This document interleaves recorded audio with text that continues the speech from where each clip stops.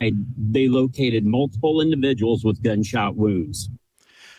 Well, good morning. It is Friday, January 5th, 2024. This is Up North News Radio. I'm Pat Kreitlow. Nice to have you here from beautiful Lake Wissota on this Friday morning, January 5th. A busy show today. We've got guests from, starting with Law Forward. That's the legal group that led the effort to challenge and finally take down the most gerrymandered legislative maps in the country. So we'll talk to Nicole Safar from Law Forward. Also, former Dane County Sheriff Dave Mahoney talks about the anniversary of the January 6th insurrection. We'll also discuss that with Keya Vakil, national correspondent for Courier Newsroom. We'll visit with Dan Schumacher. We'll get the forecast from Brittany Merlot and much more. Coming up 5 minutes from now. The show gets started at 6:06 here across the Civic Media Radio Network. We'll see you soon.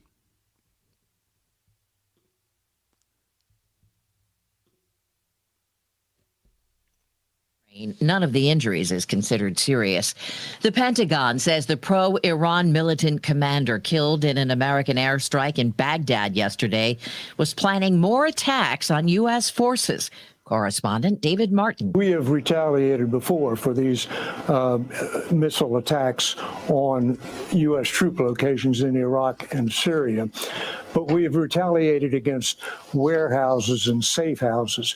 We haven't gone after the leaders of these militia groups themselves. This time, they specifically targeted one leader. Vladimir Putin's latest move could signal ranks are thinning in Russia's war in Ukraine. He's issued a decree allowing foreign nationals who fight for his country to obtain Russian citizenship for themselves and their families. To qualify, they'd have to serve for at least 1 year. The government will release the December jobs report later this morning. CBS News business analyst Jill Schlesinger. Throughout 2023, the labor market remained extremely strong. The U.S. economy created more than 200,000 jobs per month. In December, the number is expected to drift lower to around 160,000 jobs. Right now, S&P futures are unchanged. Dow futures down 11. This is CBS News. Think O'Reilly Auto Parts for all your car care needs. Get the parts and service you need fast from the professional parts people at O'Reilly Auto Parts.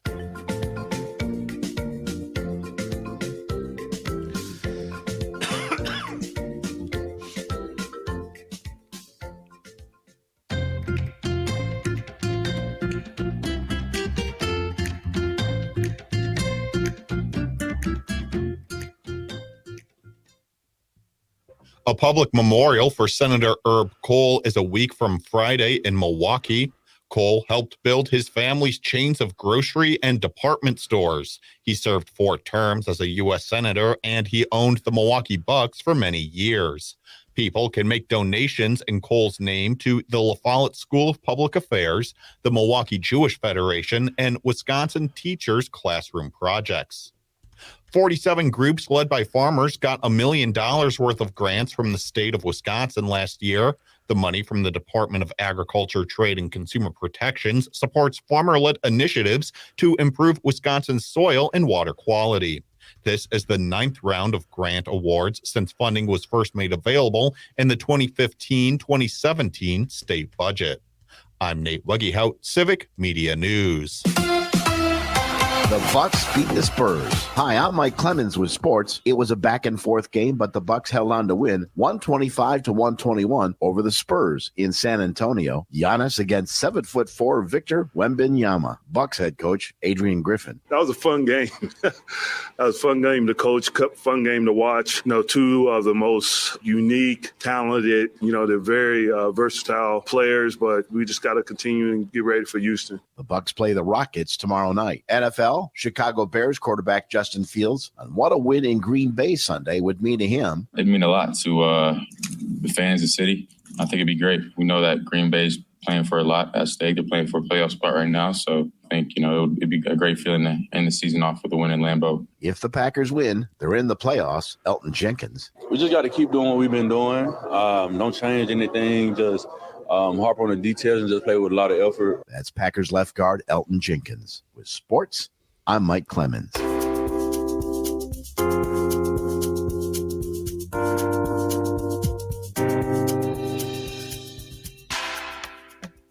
I'm meteorologist Mace Michaels. Tonight, mostly cloudy, a low in the upper 20s. And more clouds around for tomorrow, a high in the mid-30s. Then snow developing for late tomorrow night, carrying over into Saturday, high in the mid-30s. Flurries wrap up Sunday, high upper 30s. Currently, it's 26. Local radio for you and your community. It's Civic Media's mission with stations across Wisconsin. Find your favorites at civicmedia.us. Whether you're heading down Les Paul Parkway or fighting traffic on the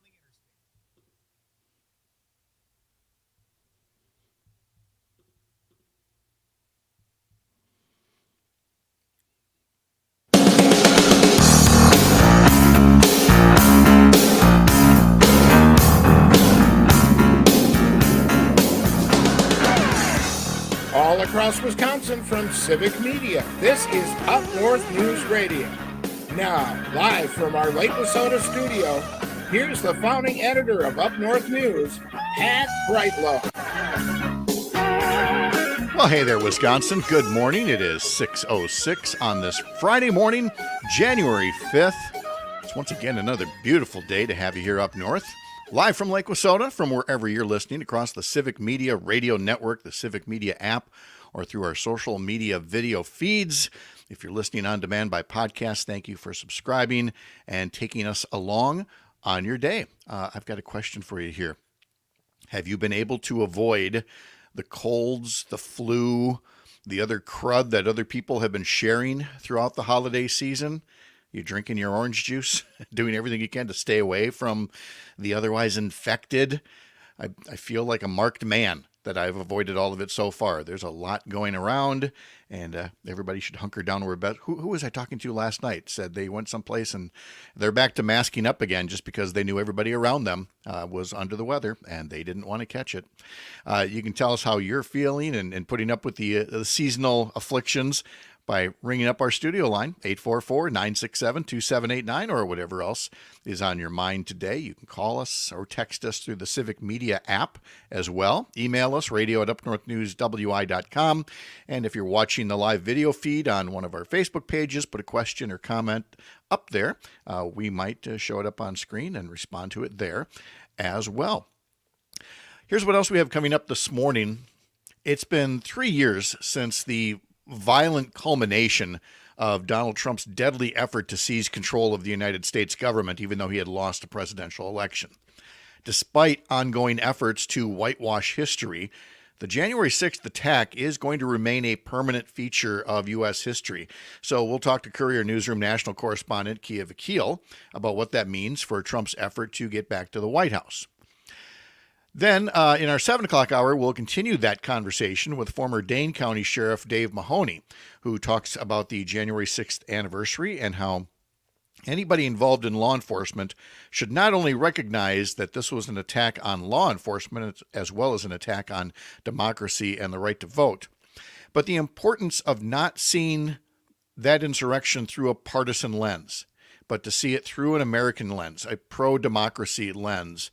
And even if the insurrection involved some people that you might have otherwise supported in the past or even voted for in the past, there's a line here someplace. And that's a line that no longer makes some of those folks worthy of your support. Also in our 7 o'clock hour, we'll talk about fair maps into Wisconsin, or at least fairer maps, as the progressive legal group Law Forward, which led the effort to challenge and finally take down the most gerrymandered legislative maps in the country, will join us in the form of Nicole Safar from Law Forward. We'll talk about the recent state Supreme Court ruling, then we'll talk about what happens next. We'll visit with Dan Schumacher to talk a bit about sports. We will visit with Civic Media meteorologist Brittany Merlot as well to get the forecast as we head into the weekend. And so heading into the weekend, let's take a look at temperatures around Wisconsin in the 6 a.m. hour on this Friday. About 5 degrees warmer or so in the northern two-thirds of the state. Actually, a little cooler in the southern part of the state compared to yesterday. It's 27 up here on Lake Wissota. Hayward's at 24, Park Falls 22, Wausau 24, Green Bay 25. In La Crosse, it's 28 degrees right now. Wisconsin Rapids reporting 26. Oshkosh 24, but still in the teens down in Madison where it's 18, and 19 in Waukesha, where we find one Greg Bach down at the studios of The Shaw and WAUK. Mr. Bach, good morning. Good morning, sir. How are you doing today? Good. You give this nice tip of the cap. You twirl your hands, and I'm trying to remember the old Johnny Carson bit with Karnak the Magnificent, and I believe Simsalabim was the way that he so not politically correct tried to do that character back in the day. Oh my God, I remember watching when they used to run the Best of Carson like at 5. I was wake up really early in the morning, and they'd run Best of Carson early in the morning. Really? And, oh wow. And Karnak, I would laugh so hard, I would be doubled over. It made me. I mean, every bit with that envelope, everything about it was so funny. Well, it leads me to this point about Carson and about comedy in general, and then don't let me forget to ask about what's happening at the Laughing Tap. Did I get that right? Of course, you did. Good my memory is not what it ought to be. Anyway, so there's the new season of TV shows is finally underway after the writer's strike, and NBC has been promoting the heck out of this new sitcom with John Cryer from 2.5 Men and Donald Faison from Scrubs. Yeah. And we watched that first episode, and then we watched the reboot of Night Court, which we're going to continue to watch because it's John Larroquette. Yes, exactly. But in both cases, and especially in the John Cryer case, we said, it's one thing to be a comedic actor, but the actual comedy, the words matter too. And there's a big difference between a sitcom written by Chuck Lorre, like 2.5 Men and Big Bang Theory and all those, and those who aren't. And I'm not saying there aren't other good TV comedy writers, but Chuck Lorre and his team, again, we would guarantee to laugh out loud in every episode at something. And we didn't laugh out loud once, watching these shows on Tuesday. Again, doesn't mean the shows were bad, but we just really learned to appreciate comedy writers. Yes. Absolutely. And so that's why I'm making the pivot to you, is that stand-up comedians have to do both. They're writing the stuff on their own by and large, and having to deliver it. And as I've told you many times, and I'll tell you again, man, that's something I could never do. I will never not appreciate people who give stand-up comedy a try, much less comedy writing. Well, I mean, what's great about a sitcom or a comedy show, I mean, I've never written on a show, but I've written for like live shows, is being in a writer's room where you get to bounce ideas off. You get to, honestly, you're sitting around telling jokes, and the things that, stick to the wall go into the script. Stand up is a lot harder, but it's very, very fun because you feel very accomplished when you're like, oh, I've written something really great here. I'm also watching the Night Court reboot. I'll say it's more nostalgia for me. I love John Larroquette. If he weren't there, I wouldn't be watching it all. They just tried a straight reboot with all new characters. No, it wouldn't make it. And now they've gotten rid of, there's a character who's gone now, and most of the original cast are no longer with us. Right. Marsha Warfield and John Larroquette are the only ones there. And she made a guest appearance on this first episode here, continuing from the season finale before. But it was just so nice to see Roz again. It was nostalgic, but it didn't get the laughs that they used to get. Have you watched, speaking of Chuck Lorre, because I'm deep in watching this, Bob Hart's Abishola? My wife is a huge fan of that show. I watch it casually, but she really enjoys it. My mom started talking about it, and I was like, all right, I'll watch it later. And then I started watching it last week, and I'm just hooked. Yeah. And its last season starts soon, next month, and then it's gonna be done. But yeah, Chuck Lorre, he is one of the, he's going to go down as one of the greatest television comedy producers, maybe the best one ever. Hands down. So many shows, many, and all of his shows have 3, 4, 5, 10, 11 seasons. Yeah, the record of short seasons on his watch, very few. They almost always hit. And he also has that tradition now built over way back in the Dharma and Greg days of his end title card, which is different every week. And just a little blurb from him. And a lot of times that makes you laugh out loud as well. So now, I don't know the man personally. He might be a first-class jerk. I don't know. I just know the product. So what about the product at the Laughing Tap? Are you guys busy this weekend? Oh, we are very busy. We have 3 shows coming up tonight and 2 tomorrow with Mr. Sean Patton, who I will say this is probably one of the best stand-up comedians alive. He is so smart and so funny and I just enjoy having him here. He's a good guy. He's just down to earth, and he just can stand on stage, and he's one of those comics where you watch him and you're like, I could do this because he's just talking. It just seems like he's talking, but he's not. These are crafted jokes that makes it sound like he's just having a conversation with you, but they are. I mean, he's brilliant. He's brilliant. And I'm glad you use the word craft, because I use it all the time, again, with wordsmithing. You know, you Yeah. think, oh, you're just sitting at a keyboard. That's not craftsmanship. Oh, the heck it isn't. You know? Yeah, right. Though I always said that in every newsroom I worked in, that every word matters. And the same especially goes for comedy. How one word can change it all. So, well, great. I am glad to hear about that. Let me give a little sports update here at 6:16 as we continue on our Friday morning here across the Civic Media Radio Network. The first battle between Milwaukee Bucks superstar Giannis Antetokounmpo and San Antonio Spurs rookie sensation Victor Wembanyama exceeded the hype. Apparently, Giannis had 44 points, 14 rebounds, and Milwaukee overcame an electric performance by Wembanyama playing on his 20th birthday to beat San Antonio last night, 125-121. The Bucks will wrap up this week's 3-game road trip at Houston tomorrow night, and you can hear Bucks basketball on Oshkosh Air Support, News from the Center and Richland Center, Lake Air in Amory, WRJN in Racine, and 98Q Country in Park Falls. The Badger men's basketball team hosts Nebraska on Saturday. That would be tomorrow at noon. And you can catch the Badger men's basketball game Saturday afternoon on locally grown radio in Wisconsin Rapids, News from the Center in Richland Center, Lake Air in Amory, WRJN in Racine as well. And then Badger men's hockey ranked number 5 in the country now. And they are on a 7-game winning streak, and they take that to Notre Dame for games tonight and tomorrow. So we'll be looking for that as well.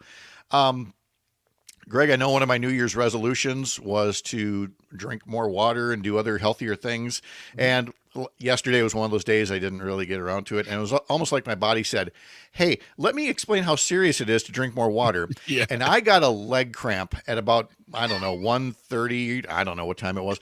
That is definitely top 5 material on leg cramps in the middle of the night. Yes. Oh my goodness. Yes. I'm right, brother. I'm right there with you.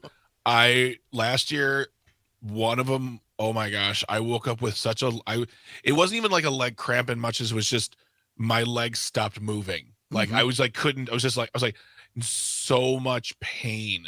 And I was like, okay, stop eating late, eat better, drink water. Yeah. And you can get away with kind of cheating on that for a time when you're younger, but boy, there comes a time. You don't dare. And I learned that the hard way. And you dared. I dared, and I still got the pain to show for it. We'll pause here. We'll continue on with unpacking the news for this Friday. All across the Civic Media Radio Network, we're live from Lake Wissota. This is Up North News Radio.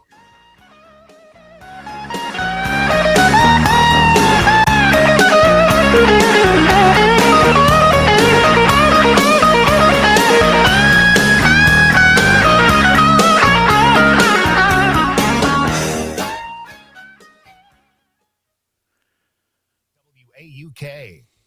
Hi, I'm Emily from Weikert Realtors Lake Point in Madison. Your home, your property, your decision. At Weikert Realtors Lake Point, we'll guide you every step of the way. Whether you're buying or selling a home or exploring commercial property, your dream is within reach. You'll find our realtors love what they do, and more importantly, we think it's fun helping our clients achieve their goals. Who wouldn't want to do that every day? Give me a call at 608-721-8002. Weikert Realtors Lake Point, 2045 Atwood Avenue. Find more info at weikert-lakepoint.com.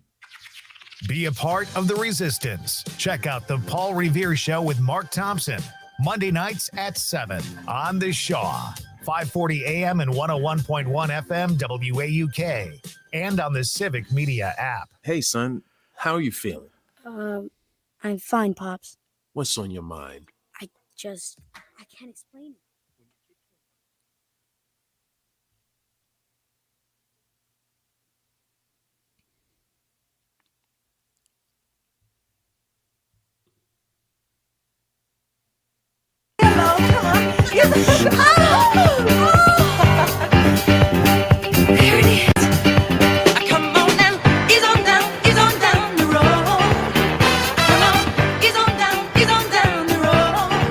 this would be Michael Jackson and Diana Ross with a song from The Wiz, the Broadway musical that premiered on this day in 1975, an adaptation of the wonderful Wizard of Oz with an all-black cast, and future disco diva Stephanie Mills played the role of Dorothy in there.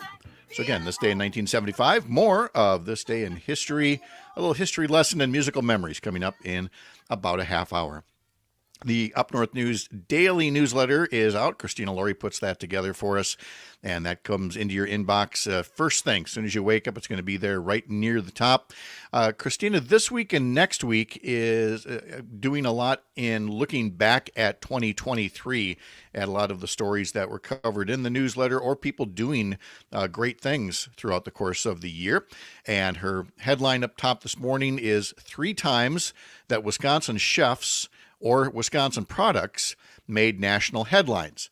So she talks all about that. She's got some food headlines to look out for, some shopping secrets from Wisconsin's biggest supermarket chains, and more. So look for that particular special edition coming out in your mailbox. Sign up for it over at upnorthnewswi.com. We're going to talk in our next hour more about the gerrymandered legislative maps. Redistricting is what it's called. They have to draw new districts for the people who represent you in the Wisconsin legislature. It is something that, is never easy to begin with. It's basically one of those math word problems, that nobody really likes. It says, take the state of Wisconsin and divide it up as evenly as possible, which would be, I don't know the exact number, so I'm going to pluck a number out, 60,000 people. Puts 60,000 people in 33 different Senate districts, and then divide each of those into 3 for, say, 20,000 people or so in each of those districts. Keep the districts as uniform or practicable, as compact as possible, because that's common sense. So it's never an easy thing, but through computer modeling and through past, data history, demographics, address information, you make these maps, and you can either make them according to that standard that would protect all voters in Wisconsin, or you can use that data and draw the maps higgledy-piggledy and have them. That might be one of those ring-a-bell words, Greg. I'm sorry, higgledy-piggledy. You can draw it that way. And, Kristen Lyerly has done a great job putting up just the Senate districts in Northeast Wisconsin on her social media feed this week, showing, again, the whole reason it's called gerrymandering is somebody, was it Eldridge Jerry, drew these maps that look like a salamander. And some of these districts now still do. It's how we got the word gerrymander. Well, anyway, these districts were drawn especially bad. I would use the word corrupt. Back in 2011, they were redrawn to be even more so after this last 2020 census. And you'd say, well, why didn't some court strike it down?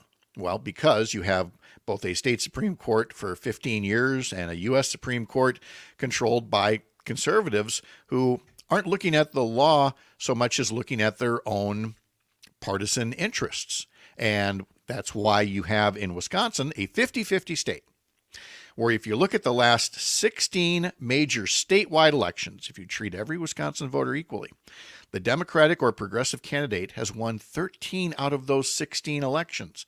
And a couple of others were really, really close. So if anything, Wisconsin is a slightly blue state, or at least 50-50 in terms of balance. But here's how out of whack those maps are, if you hadn't heard this before. Republicans have a 2/3 supermajority in the state Senate. They have 2/3 of the seats because of the way they drew the lines. And they have a near 2/3 supermajority in the Assembly.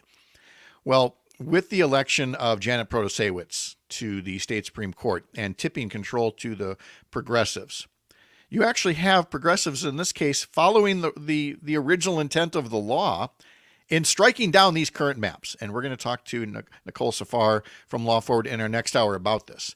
But I bring it up now to say that it's never an easy thing to do. The state Supreme Court is looking at drawing new maps, and they're not going to do this, out of the blue. They're going to need help.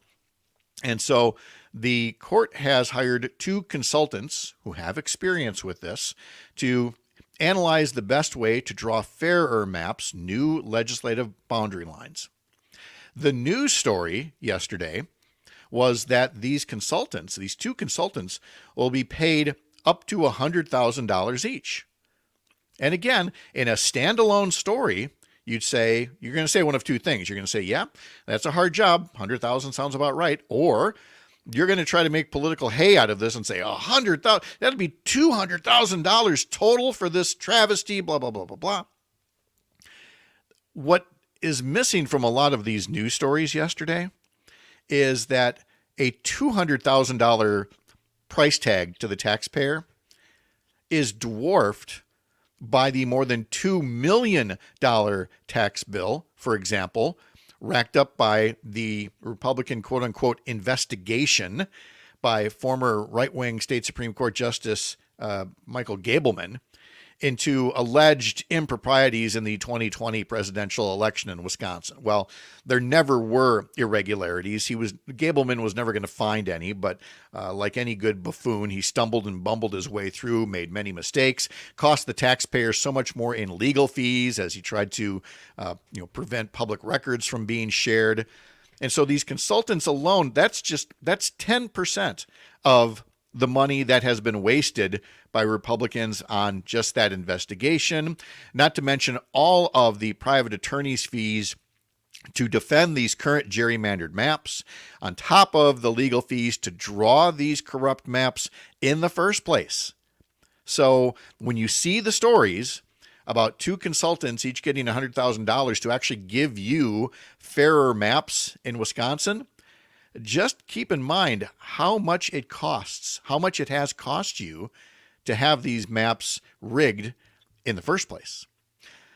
Also in the Capitol, Governor Tony Evers has been granting kind of a combination of end-of-the-year interviews and start-of-the-year interviews. And I actually talked to the governor yesterday. I'm going to be putting that together over the weekend and sharing some of that here on the program next week, because it was a less traditional interview. It was more of a speed round of several questions about Wisconsin news and about Wisconsin on the whole. But he did a string of these interviews, and so some of the other interviews are already being posted, including from the AP here, Governor Evers, who has pushed for full legalization of recreational marijuana, has said he is open to a more limited medical marijuana proposal being promoted by Republicans. Now, that still doesn't mean it's going to happen. Many Republicans still oppose any kind of legalization, even medical marijuana. But the governor's now saying that if that's all Republicans can muster to get passed, then he would be willing to go along with that. Meanwhile, in an interview with the Milwaukee Journal-Sentinel, Evers says that Senator Ron Johnson and other Republicans who posed as fake electors ought to, quote, pay a price for their ties to former President Donald Trump's failed scheme to stay in power. Molly Beck wrote that up in a Milwaukee Journal-Sentinel. And Evers said of Ron Johnson, he was part of the deal. Something should happen to him. He knew. Why in the world would a U.S. Senator involve himself with something that is patently against the law? So look for more headlines about interviews with Governor Evers coming up over the coming weeks. Courier Newsroom national correspondent Keya Vakil joins us next. You're Up North.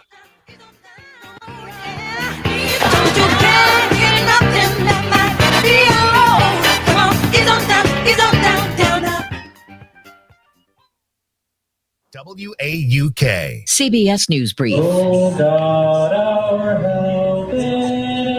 A vigil last night in Perry, Iowa, after a sixth grader was killed by a 17-year-old suspect. Investigators are still looking for a motive. Governor Kim Reynolds. It's impossible to understand why anything like this happens. We'll work tirelessly to get the answers so that we can prevent it from happening again. Snowplow drivers like Jacob Holyoke and Worcester, Mass. are looking forward to the first major snowstorm of the season this weekend. I didn't really believe it at first. I thought, maybe. But now, it's been cold the last couple of days, so hopefully something turns out of it. The Pentagon says the pro-Iran militant commander killed in an American airstrike yesterday was planning more attacks on U.S. troops. Major General Pat Ryder. The strike was taken in self-defense, that no civilians were harmed, and that no infrastructure or facilities were struck. CBS News Brief. I'm Deborah Rodriguez. News is sponsored by Current Electric, home of the superhero. Current Electric, the pioneer in solar energy for residential and commercial in the state. Go to callcurrent.com for more information. For Civic Media News, I'm Nate Wuggyhout. Here's what Wisconsin needs to know.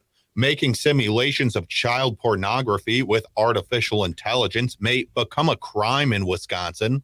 A legislative committee heard testimony Wednesday on a bill. State Representative Calvin Callahan says AI images are created from real photos, and he says those kids are victims. Voting is good for your health, according to the American College of Physicians. Research shows states with fewer barriers to voting have better health outcomes. ACP President Omar Attic. If there is more voter participation, there will be better healthcare policies and therefore better healthcare. Wisconsin's ballot access ranked 47th in the 2022 Cost of Voting Index. I'm Nate Wuggyhout, Civic Media News. This is Chuck Smith, founder of Current Electric. I want to thank you, Southeast Wisconsin, for making us #1 electrical service company in our area. From residential and commercial to all things solar. Do you know the #1 reason people call Current Electric?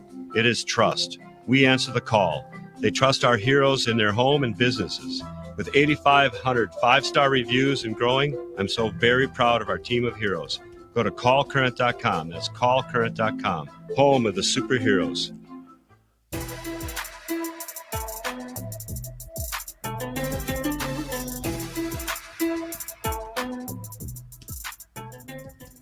I'm meteorologist Mace Michaels. Tonight, mostly cloudy, a low in the upper 20s. And more clouds around for tomorrow, a high in the mid-30s. Then snow developing for late tomorrow night, carrying over into Saturday, high in the mid-30s. Flurries wrap up Sunday, high upper 30s. Currently, it's 26.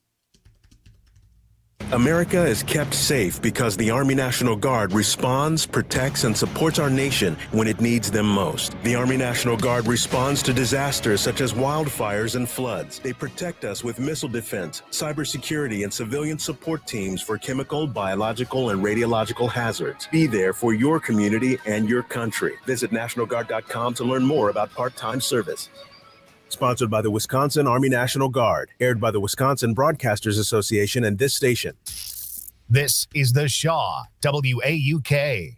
This is Mean Gene Okerlund, and I'm talking with Brett Yulberg, owner of Robert Hack Diamonds. Brett, I hear you pay cash for gold. Not only gold, but silver, diamonds in any form like jewelry, teeth, coins, flatware. Why should I sell you my gold? Why not? Our store is the only store that recommends you shop around before you sell. This way you know you're getting the most money. But if Robert Hack Diamonds can't beat a competitor's offer on your scrap gold, we'll give you $20 just for letting us try. Hey, what if I'm shy? You? Well, at Robert Hack Diamonds, we sit with you at a table. We go through your items and make you an offer. You're not pressured, and we offer more on jewelry that we can resell. Can I trade my gold for a new piece of jewelry? Of course you can, and not only that, we can custom make a piece of jewelry using your gold and gems. Hey, there you have it, folks. Sell your gold to my friends at Robert Hack Diamonds. Visit them on 76th and Layton in Greenfield. Robert Hack Diamonds, where they want your business.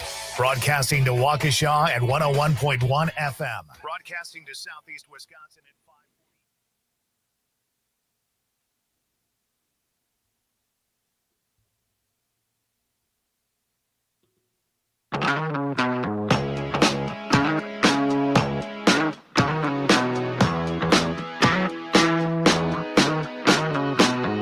We're back now at 6:34 on this Friday morning. Keya Vakil joins us now, national correspondent for Courier Newsroom from out west on the coast there. Keya, how are you? I am well, Pat. Thank you for having me. Did you spend your holidays on the coast, or did you get back to the Philly area, or what? Neither. I went to North Carolina, where my girlfriend's family lives. So we were there for 5 days in the Wilmington area. Nice. Okay.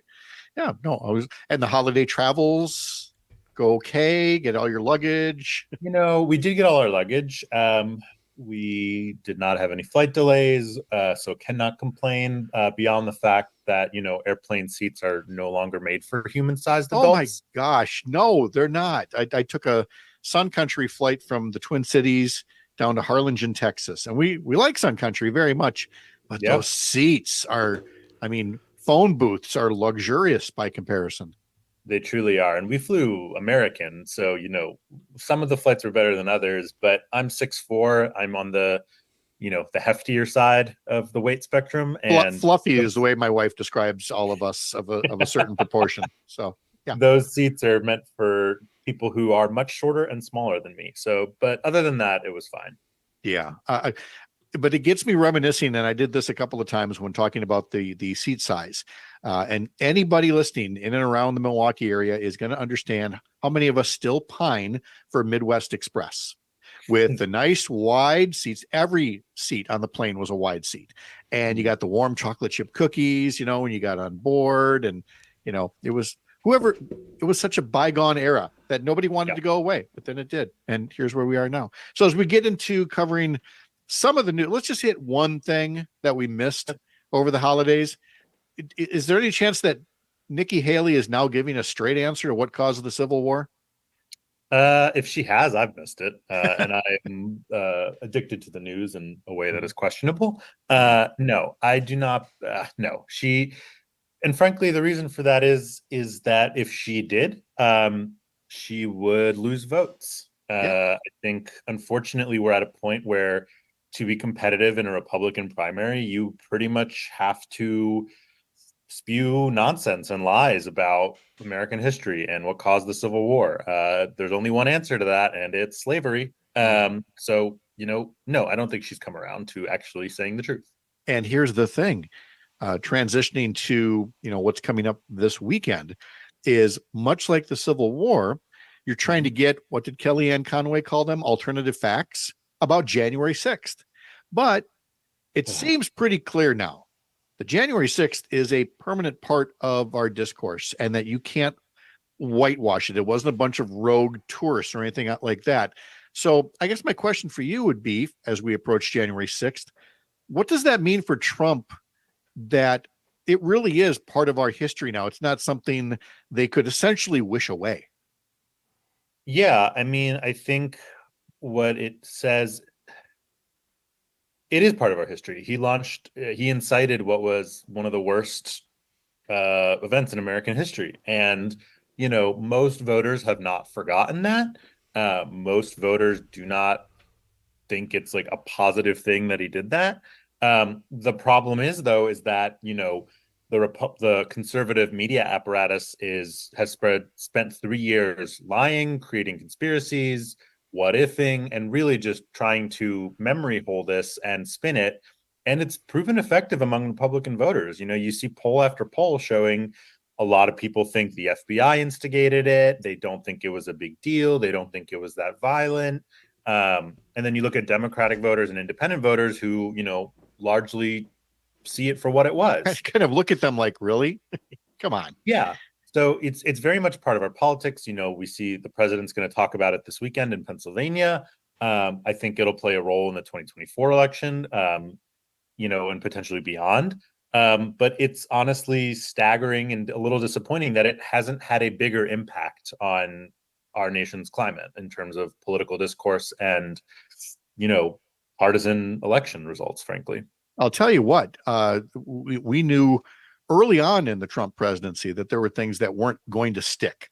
Mm-hmm. It was known from the get-go he was going to be directly or indirectly getting cash money from foreign governments, which would have been a huge no-no, would have wiped out the political career of almost anybody else. And people say, oh, no, it won't matter. It's basically been documented just how bad the grift was, right? Yeah, I mean, we saw on, Thursday, the New York Times revealed that Trump, got about $8 million from 20 different foreign governments during his presidency. This is based on a report from, House Democrats from the Oversight Committee. It's 156 pages long, so it's quite thorough, and talks about how governments, and their entities interacted with Trump-owned businesses, including the hotel in DC, the hotel in Vegas, hotel in New York. And so, it comes as, Trump is running for president again and will almost certainly be the Republican nominee. And, this is a guy who pledged to drain the swamp, who, said he would be different. And he is the very definition of the swamp. This man is as corrupt gets. And it does not matter to his voters. And, on some level, I actually feel a little sympathy for people like Nikki Haley and Ron DeSantis, because how do you compete with a cult of personality? You cannot. I saw something the other day that said, a voter was saying that the only thing that would change their mind about Trump was if he were killed if he died or killed someone. Those were the only situations where they wouldn't vote for him. Wow. And I don't we could have him on tape accepting a bribe and it would not matter. Mm-hmm. And yet, Iowa caucuses are just over a week away. There's no sign of drama yet, is there? That something might change in the outcome. No, barring an act of God, Trump will win the Iowa caucus. Really, the only question is who comes in second. Is it Nikki Haley? Is it Ron DeSantis? It's extremely unlikely it would be Chris Christie or Vivek Ramaswamy. It certainly won't be Asa Hutchinson. You can pour one out for him. But there's no mystery. There's no surprise. The only state that looks even vaguely competitive is New Hampshire. But, you look at the polls nationally and across the country, Trump's up by 40 points. So 50 points. So, he's pretty much sleepwalking to the nomination. Yeah, without a doubt. Now let's let's game this out. And, enough people actually, do what they did in 2016, which would probably be an electoral college victory, but not a popular vote victory. But if lightning were to strike twice, we're hearing things about something called Project 2025, which would be the year that Trump would become president again. What is that all about? So Project 2025 is this, extremely conservative, right-wing document agenda prepared by folks, at the Heritage Foundation and other really far-right, figures. It's almost 1,000 pages long. It's basically a blueprint for how to completely overhaul the United States and make it, a far right Christian nationalist country where, taxes for the rich are cut, taxes for the poor are raised, the Department of Education is gutted, workers have fewer rights, abortion is restricted and banned further. There's so much to it. Again, it's almost 1,000 pages long, but it is, exceedingly radical. And, I've read portions of it. I've not read the whole thing because, not a lot of time in my day to read 1,000-page document, but I encourage people to read some of it or to read articles about it. Or we had some videos go up courtesy of Alan Piper, our correspondent on it. And we will have more in the works, actually. But basically, it would just, the United States will not look the same if Trump wins and is able to do even a third of what's in that document. All right. Well, that's the what if. Let's come back to the here and now, where we do have a Congress that is supposed to be focused on passing a budget, well overdue, but we keep getting these extensions. But now the next budget showdown over a government shutdown is right around the corner.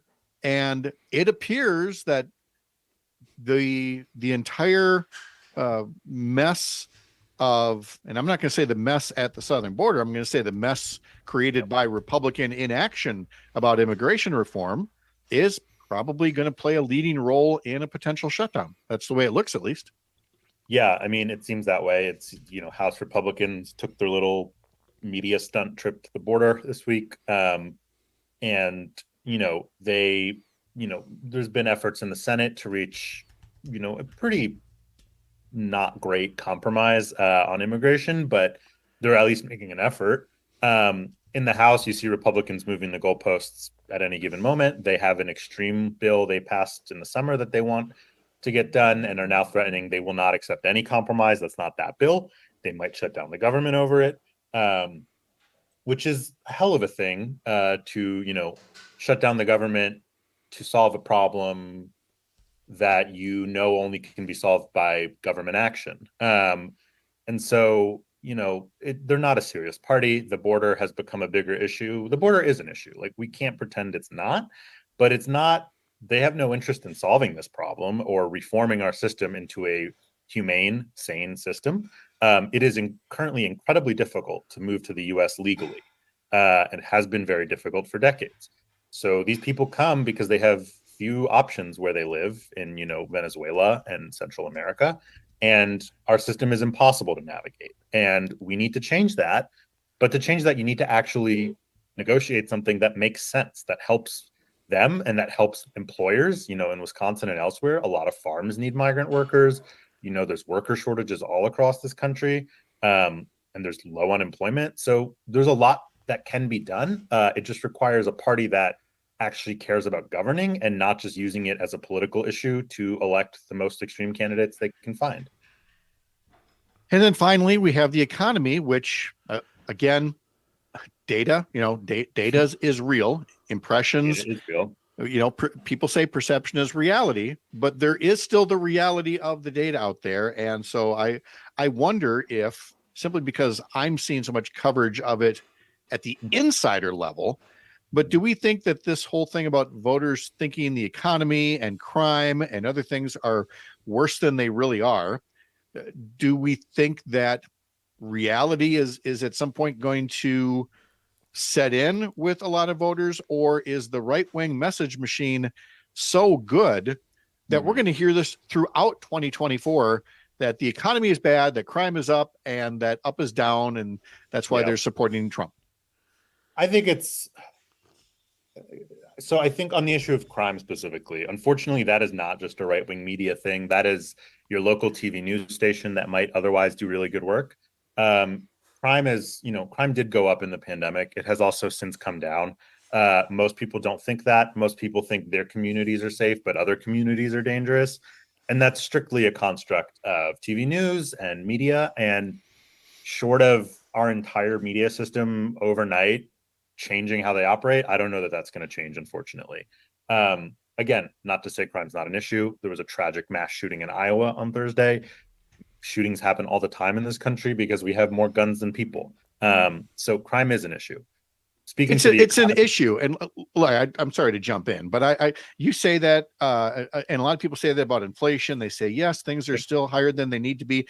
And I feel like we're all overly couching to say, yes, inflation is bad, crime is bad. Well, yeah, but it's never going to be zero. It's basically what I say about, when people talk about welfare fraud, and we've got to cut people off. You're never going to get fraud down to zero for anything, not for welfare recipients and not for Wall Street CEOs. And so certainly not for Republican congressmen.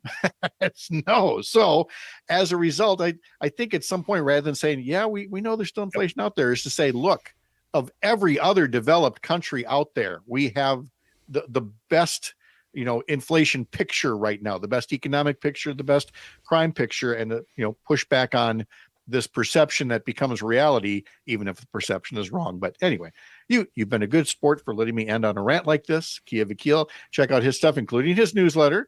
Go to couriernewsroom.com for more on that. And Keya, thank you so much. Happy New Year again. Talk to you later. Keep that. You too. All right. See ya. All right.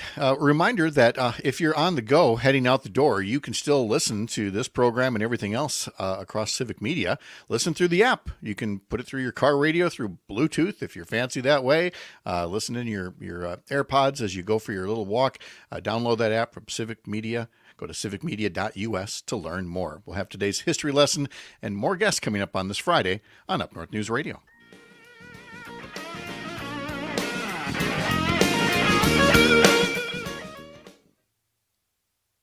WAUK. Less calories and fat, and oh so delicious. It's what every light bread wants to be. Leave it to the bakers of Village Hearth to have the perfect recipes that pack goodness and flavor into every package while still keeping it trim. With Village Hearth light bread and buns, you can lighten up on the calories and fat without losing out on the great taste. There's simply more to savor and nothing to sacrifice. With our light wheat, light 12 grain, and light Italian bread and buns, there's a light, tasty favorite for everyone in the family. Village Hearth, baking our best for you. America is kept safe because the Army National Guard responds, protects, and supports our nation when it needs them most. The Army National Guard responds to disasters such as wildfires and floods. They protect us with missile defense, cybersecurity, and civilian support teams for chemical, biological, and radiological hazards. Be there for your community and your country. Visit NationalGuard.com to learn more about part-time service. Sponsored by the Wisconsin Army National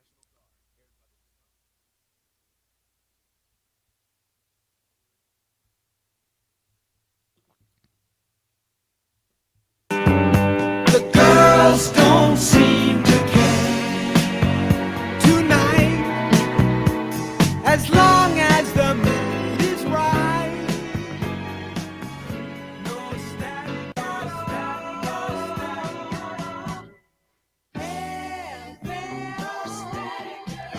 I think that's the first and only song I know that pays homage to FM radio, and it was on this day in 1940 that the Federal Communications Commission heard the first demonstration of FM radio. Interestingly enough, it wasn't really that appreciated in the early years, actually the early decades. It wasn't until what we now know as the classic rock era took over some of these FM stations that people began to appreciate and turn away from their AM stations. AM stations are by and large talk radio like this one. And we're glad if you're listening on an AM radio station that you're joining us here. But the Civic Media has a lot of fine FM stations too.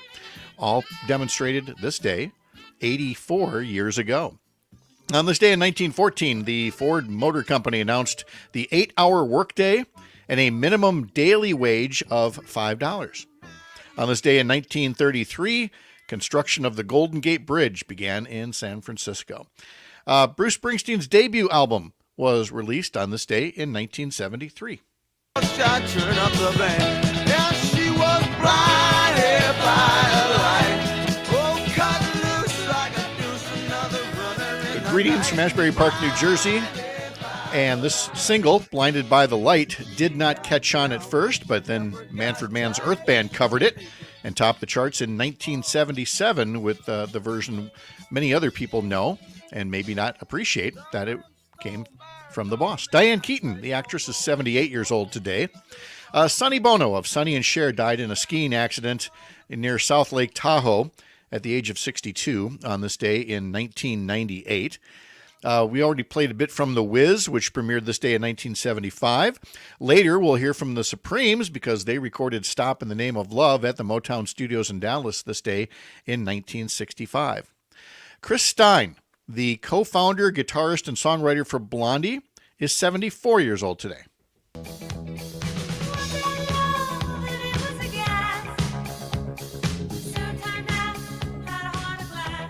So keep this in mind. Keep Chris Stein in mind with Blondie. And of course, with Blondie, most of us just think of, Debbie Harry.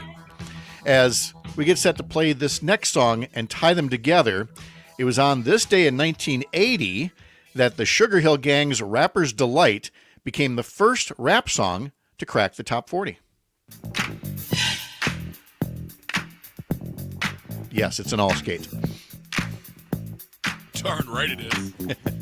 I said the hip hop, the hip it to the hip hop, you don't stop the rocker to the bang bang boogie. Now, originally, this song only got as high as number 36 on the charts, but history had been made.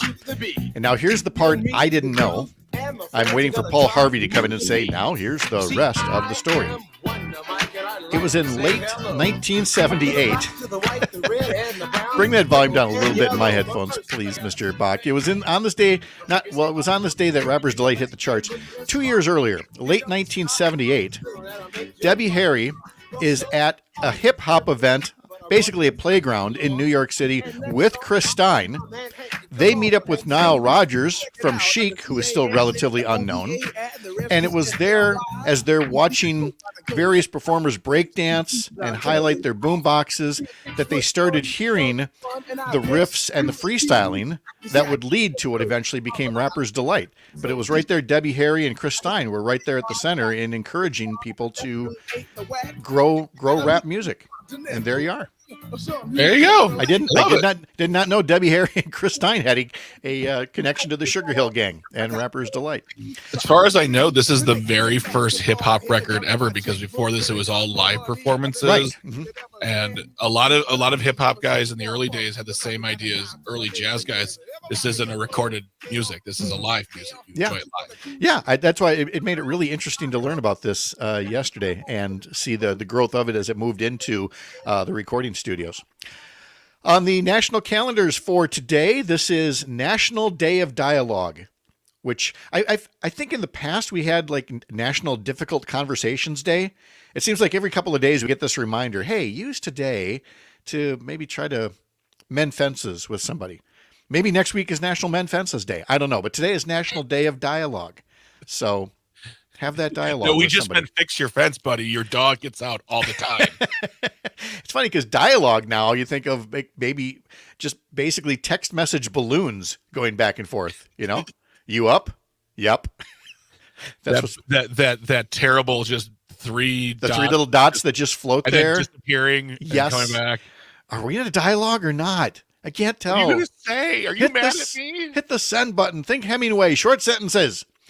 This is simply, it just says here simply National Bird Day.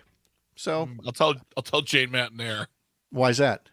She loves birds. Oh, does she? Okay. One of our reoccurring guests, he's on he's not on a lot, but when she finds a reason, she puts them on because we call him her birding boyfriend. Birding boyfriend. I like that. Because he talks about, and she's just in heaven. And I love it. It's great. Mm-hmm. No, we have several bird feeders out. It's always nice to see the cardinals, and in the spring you get the orioles passing through. You know, they never stay; they're just on their way someplace else. So yeah, happy Bird Day to those ornithologists who appreciate it. I think I got that right. That's right. that or a bunch of ophthalmologists are going to say, "What do you me? What? Who are you talking about?" This is National Keto Day, which marks the one and only day out of the year you should be going on a keto diet. I'm joking. I know nothing about a keto. I know nothing about a keto diet.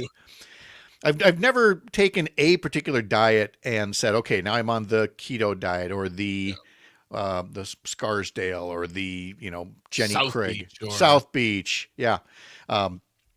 But if anybody has one that really works, send me a note. Because I don't know. Maybe if you talk to your wife, she'll just say, "How about you exercise a little?" That's exactly what she would say. She'd say, you could eat less and exercise. What do you know? I know, right? You're a doctor. This is also a 12th day, the 12th day after Christmas, which apparently it's bad luck if you keep your Christmas decorations up after today.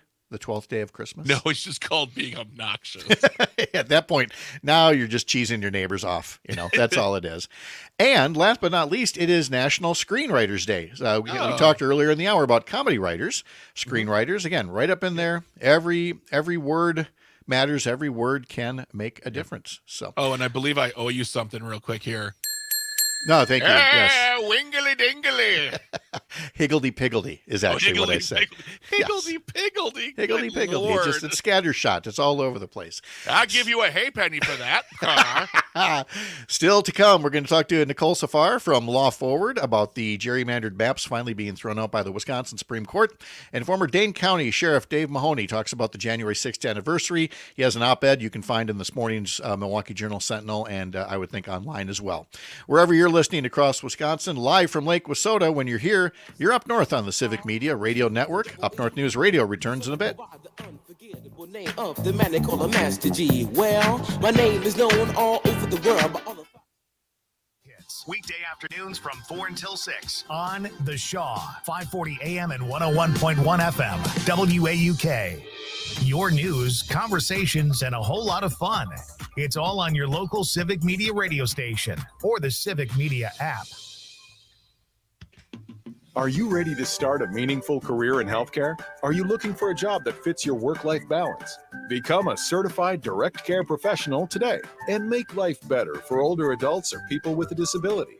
WIS Caregiver Careers makes it easy with free online training plus earn a $500 bonus. See your name on Wisconsin's Certified Direct Care Registry. Sign up today at wiscaregivercdcp.com. Sponsored by the Wisconsin Department of Health Services.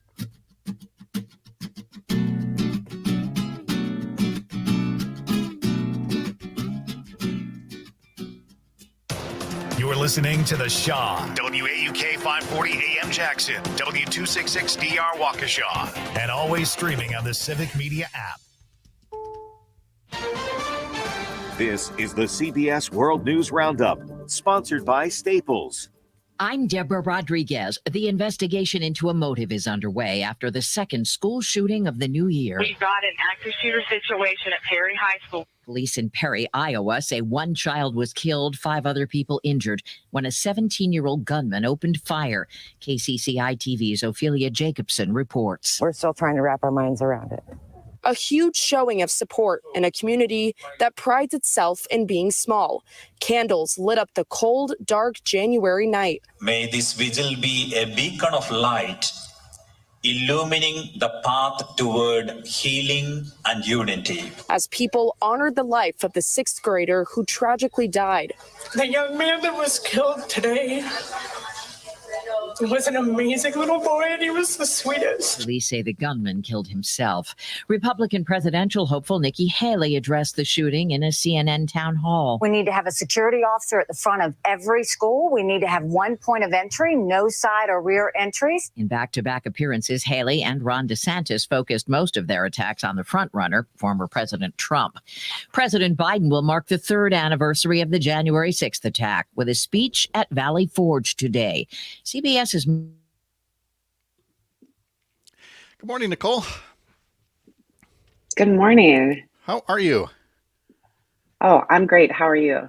Great. Nice to have you here. Yeah, nice to see you. Oh, yeah. You have a good holiday season?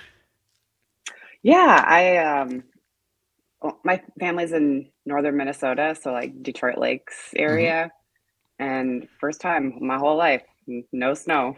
I know. Very odd year this year. All right, so this will be pretty straightforward. We start with the weather report, then I'll bring you in. I'm actually going to tuck you back into the waiting room just so that you can cough and rustle papers and we won't hear it on air. But then I'll bring you up at the tail end of the weather report. There'll be a 1-minute commercial break in the middle, and then we have to be wrapped up by 7:29, and then we'll get you on your way. Okay. All Great. right. Thank you. Sounds good. And by the way, before I jump in, are there any new developments that we need to know about? I know there's that January 12th deadline to respond to the Republican motion. Is there anything else of note? So yesterday we filed response to the court addressing the Republicans requested that the court reconsider its decision and basically just rehashed all of their arguments. So we filed a brief explaining why that was unnecessary. All right. Very good. Okay. We'll start from there and then we'll tell the story of the case. So, okay, great. All right. Great. Be back with you in just a few minutes. Okay. We'll still.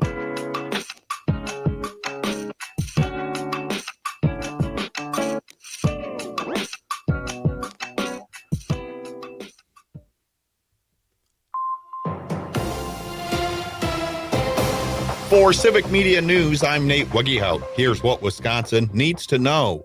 A public memorial for Senator Herb Kohl is a week from Friday in Milwaukee. Kohl helped build his family's chains of grocery and department stores. He served 4 terms as a U.S. Senator, and he owned the Milwaukee Bucks for many years. People can make donations in Kohl's name to the La Follette School of Public Affairs, the Milwaukee Jewish Federation, and Wisconsin Teachers Classroom Projects. 47 groups led by farmers got $1 million worth of grants from the state of Wisconsin last year.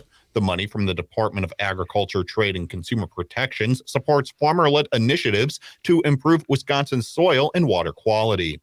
This is the 9th round of grant awards since funding was first made available in the 2015-2017 state budget.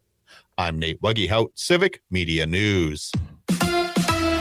The Bucks win in San Antonio. Hi, I'm Mike Clemens with sports. It was close, but the Bucks pulled off a 125-121 win over the Spurs. Giannis on facing Victor Wembanyama for the first time. He's unbelievable talent. Can score at will anytime he wants. Plays the right way, plays to win. It was great playing against him. Spurs head coach Greg Popovich on how the game ended. What I wanted was a different call on the last play where Giannis got a 3-point play. But sometimes the calls go for you, sometimes they go against you, and you got to live with it. College hoops, number 21 ranked Wisconsin Badgers host the Nebraska Cornhuskers tomorrow, 1:15 at the Kohl Center. NFL, if tight end Luke Musgrave plays this Sunday against the Bears, will he be concerned about a hit to his back where he suffered that lacerated kidney? Yeah, I don't know if you can think too deeply on it because it's just going to slow you down. That's Packers rookie tight end Luke Musgrave. With sports, I'm Mike Clemens.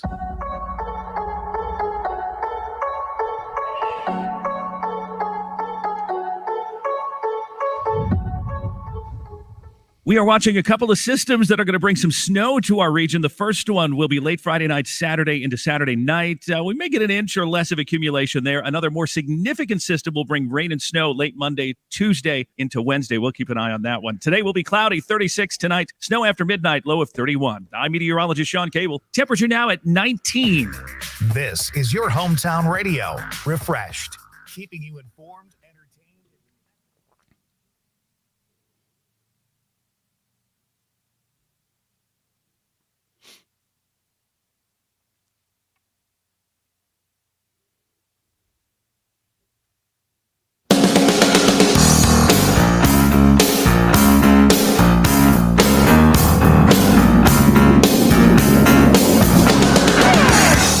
All across Wisconsin from Civic Media, this is Up North News Radio.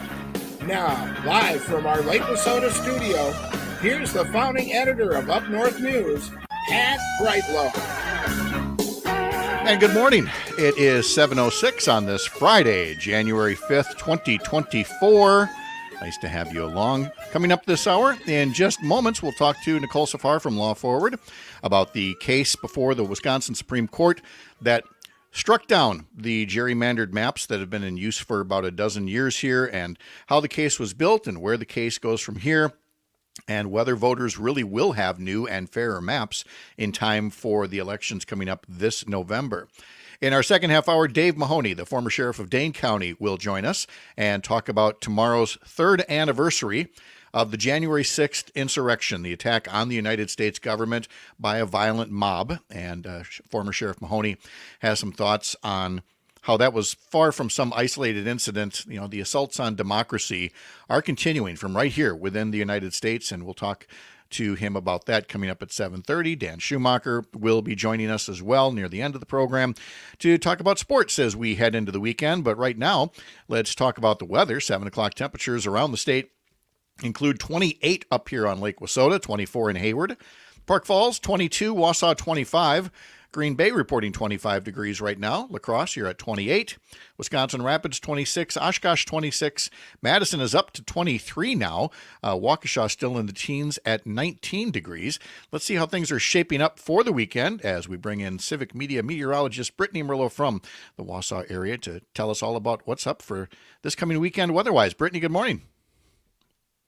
Good morning. How are you guys doing today?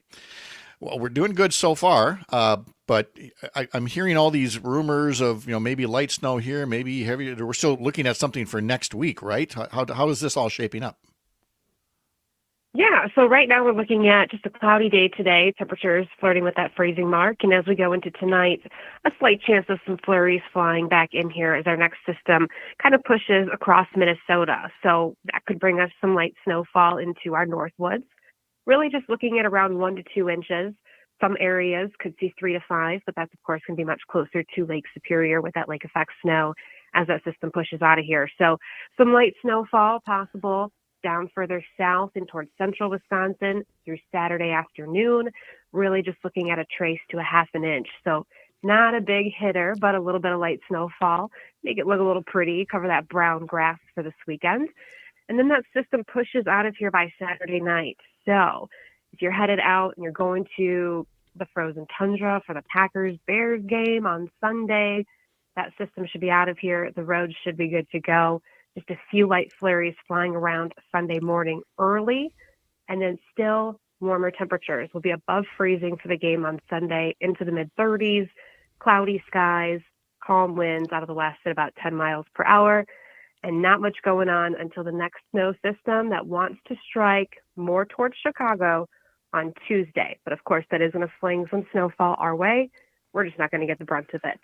However, there is a system towards the end of next week that does maybe want to hit us, but we're tracking them all. The jet stream is weakened.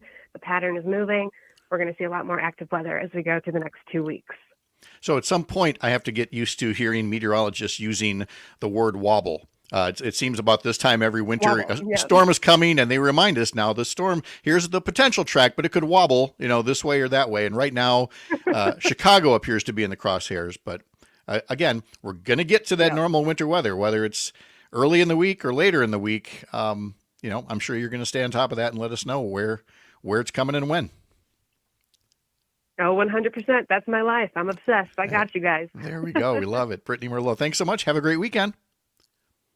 You too. All right. Great to talk to you, as always, here across the Civic Media Radio Network, weather reports throughout the day. Let's turn our attention now to the case of the gerrymandered maps. And Nicole Safar from Law Forward is going to join us now to talk about bringing the case, winning the case, at least for the moment, where the case goes from here, and most importantly, the end result, whether and when we get fairer maps for Wisconsin voters. Nicole, good morning. Good morning, Pat. So nice to be here. Nice to have you here. I think congratulations are in order for that ruling by the state Supreme Court. Let me put this kind of bluntly at first, because the contiguity argument that these districts aren't contiguous, that's pretty blatantly in the Wisconsin Constitution, as is the word anew, as in, the map should be drawn anew every 10 years. So for anybody that claims to be like an originalist, about the Constitution, they should have looked at these conservatives and Republicans and said, you're the ones not adhering to the original intent. I mean, is it really that basic, Nicole, that the Law Forward case was about, sticking to the protections that are in the Wisconsin Constitution when it comes to Assembly and Senate maps?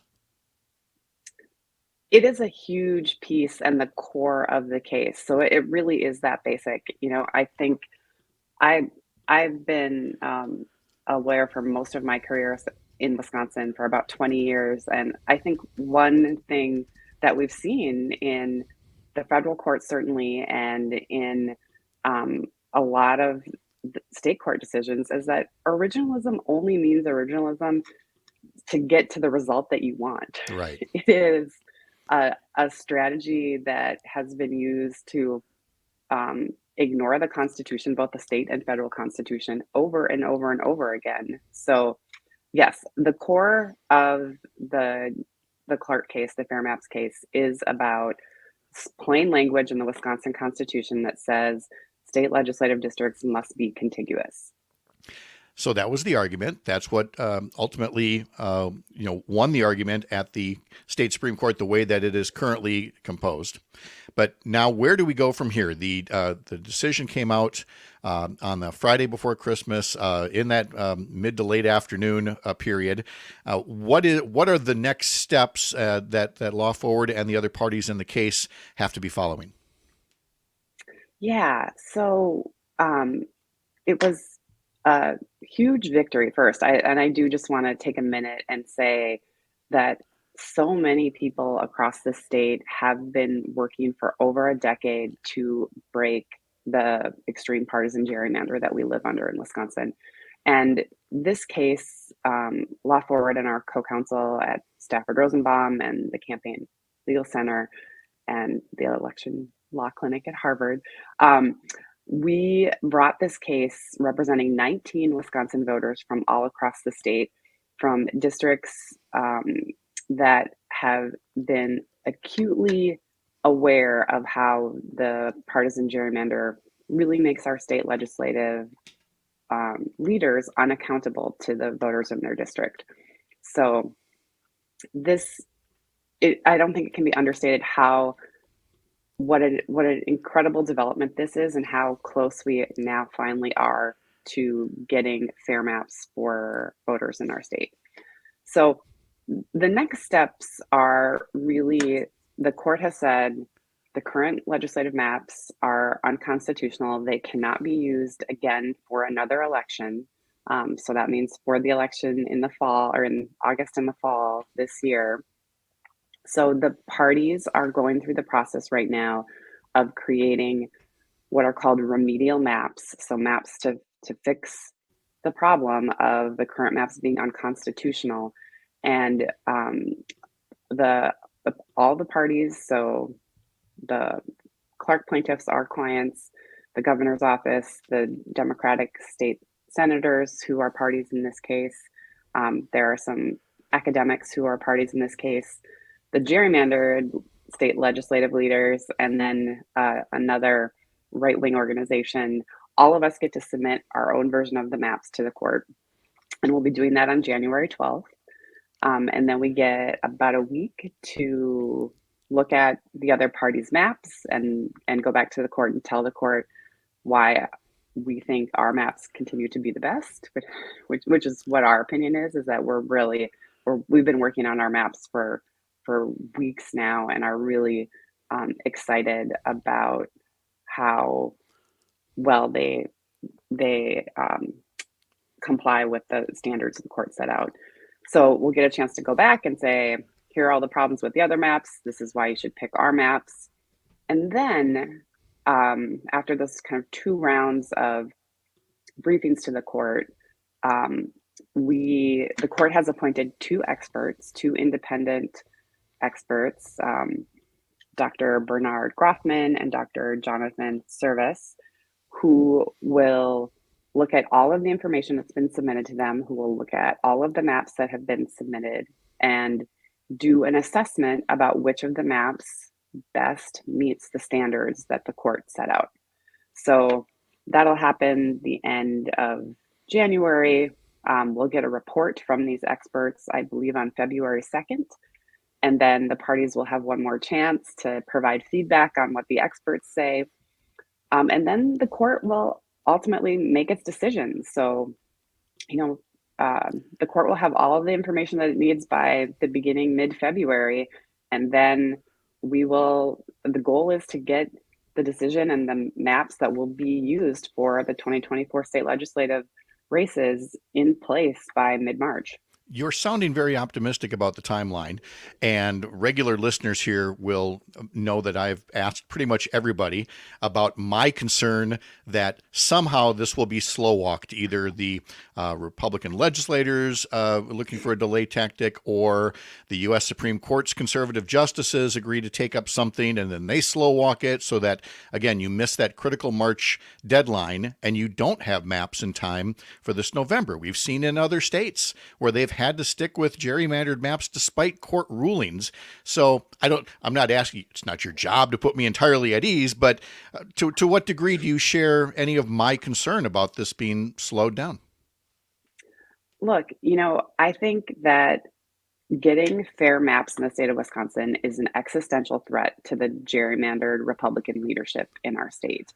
And I have no doubt that they will try to do everything that they possibly can to delay, to prevent this case from happening. We've already seen it, over the last year. They have tried all kinds of extreme and outlandish tactics. But at the end of the day, and the U.S. Supreme Court, I'm sure they will try to get the U.S. Supreme Court involved. But at the end of the day, what this case is about is Wisconsin law, the Wisconsin Constitution, and the Wisconsin Supreme Court is the final arbiter of the Wisconsin Constitution. That's how our federal system works. It's exactly how it's supposed to work. Nicole Safar from Law Forward is joining us. We'll take a 90-second pause here, continue our conversation about getting fairer maps to the voters of Wisconsin. Wherever you're listening across Wisconsin, when you're here, you're up north. Back in just a bit.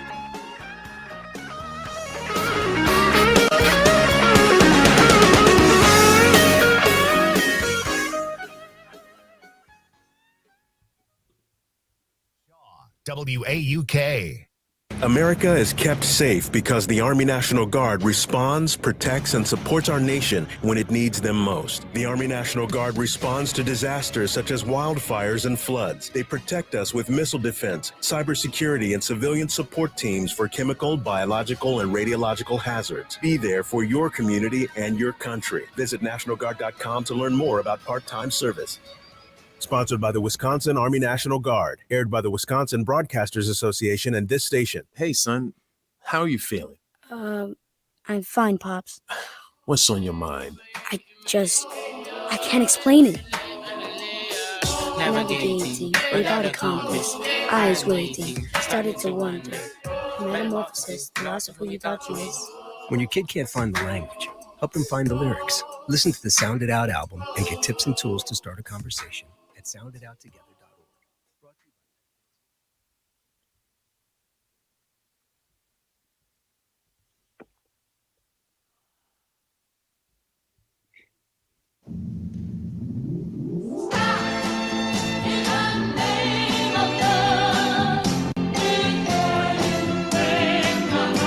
Still to come, former Dane County Sheriff Dave Mahoney talks about the January 6th anniversary. And again, it was on this day in 1965 the Supremes recorded this little ditty from Motown. We are talking to Nicole Safar from Law Forward about the case of Wisconsin's gerrymandered legislative maps, a Supreme Court ruling that calls for new maps and where we go from here.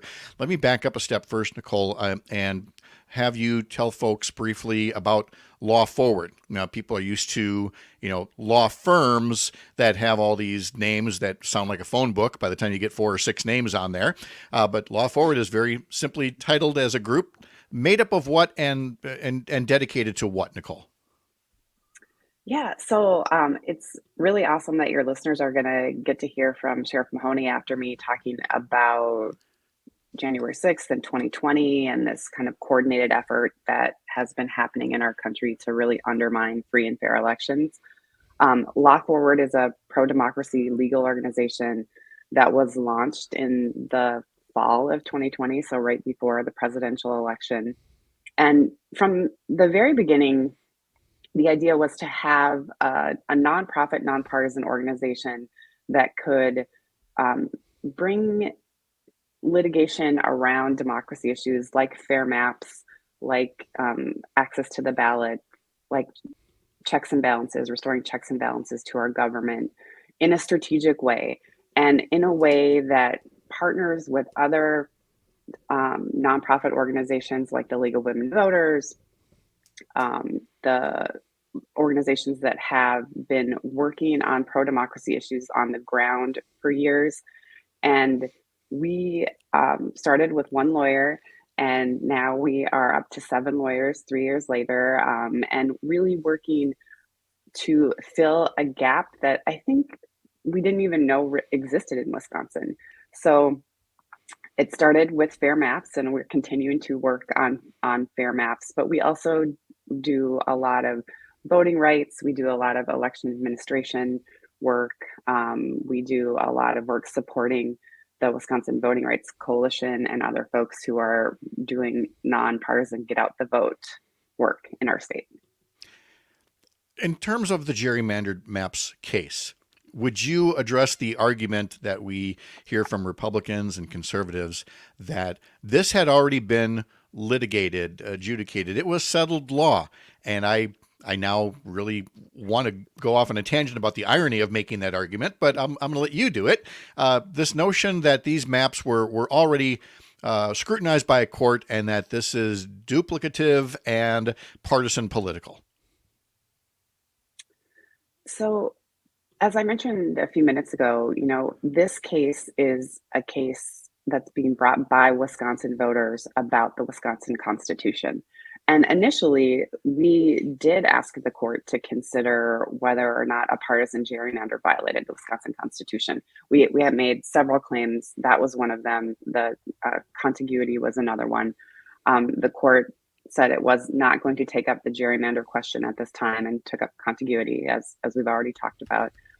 But these are questions that the Wisconsin Supreme Court has not fully grappled with. It's not that the redistricting and the idea of maps has been litigated many times in Wisconsin, and I have no doubt will continue to be litigated in the 2030s and 40s until we get a real policy solution for how Wisconsin will draw our maps, and maybe even after.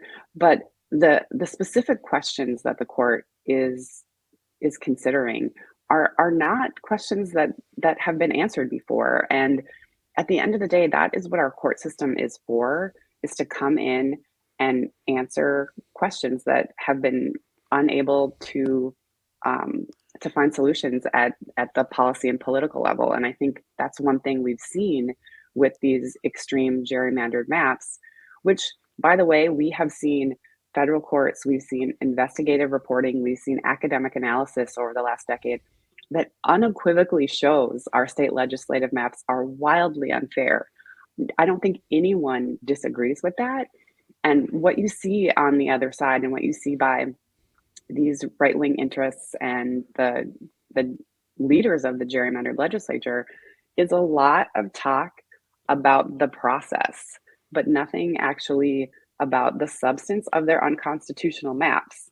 So this is not the court just changing its mind every year. This is a real constitutional question that we don't have an answer for. And the thing is, with constitutional questions, I mean, they're always valid. If memory serves, it was Mark Gaber, an attorney from the Campaign Legal Center, when asked by conservative Justice Rebecca Bradley, where were you a couple of years ago when this was reviewed? And his answer was along the lines of, well, something that's unconstitutional but may not have been found unconstitutional a couple of years ago, but is unconstitutional, can still be reviewed to see if it's unconstitutional. And that's basically the foundation of bringing this particular challenge on contiguity, right?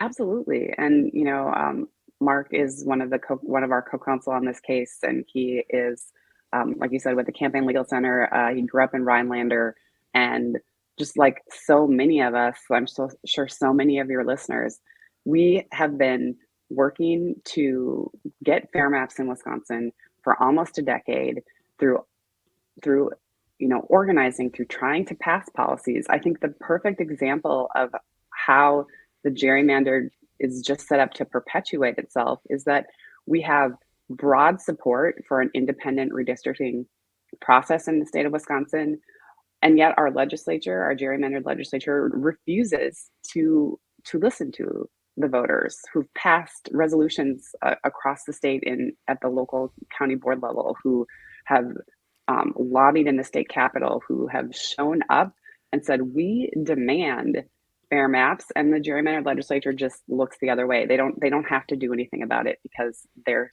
seats are so safe. So along with this gerrymandering case, let's end by looking forward between now and November, the kinds of things Law Forward is preparing for in terms of protecting voting rights in Wisconsin. What should people be on the lookout for that might require Law Forward's legal assistance? So we've had a couple of other big wins in the last few weeks around the issues of absentee ballots and what voters need to do to ensure their absentee ballots are counted. These same right-wing lawyers and activists who are trying to keep the gerrymandered maps are also really trying to use the legal system to weaponize our election administration system and to pressure or get municipal clerks to throw out ballots that are completely valid ballots but might have a technical or immaterial error. So we got a great decision in Dane County saying that absentee ballots, I don't know how many of your listeners use vote by mail or absentee ballots, but what you do, right, is you fill out your ballot, you put it in an envelope, you sign the envelope and put your address on it, and then you have to have a witness also sign the envelope and put their address on it. And essentially, the case makes sure that if your ballot is properly sealed and you've signed it and your witness has signed it, it won't be thrown out if your witness forgets to put their zip code on it or something like that. So we're really, I think, encouraging people to go to myvote.wisconsin.gov, make sure you're registered at your residence, request your absentee ballots for the year, and then follow the directions and submit your ballots early. And Law Forward will make sure that, again, some of this... And we'll be there making sure. Yep. Make sure that your vote counts. Nicole Safar from Law Forward. Thank you very much. Congratulations again. Have a great day. Thanks for being here. Thank you. Thank you. When we come back, former Dane County Sheriff Dave Mahoney talking about the January 6th anniversary. Back after this. You're Up North. All right, there we go. Nicole, thank you so much. Yeah, thank you. Anytime. We've got more staff now, so we're trying to get around the state more and do more of this local media because it's really important for us. It very much so. I'm really glad to hear that. We'll take you up on that. Okay. Take care. Thanks, Nicole. See ya. Bye-bye. posts in and around the time of the shooting. Republican presidential hopeful Ron DeSantis addressed the shooting on a CNN town hall last night. We're getting more information about what happened in Perry, but it seems like this student had some.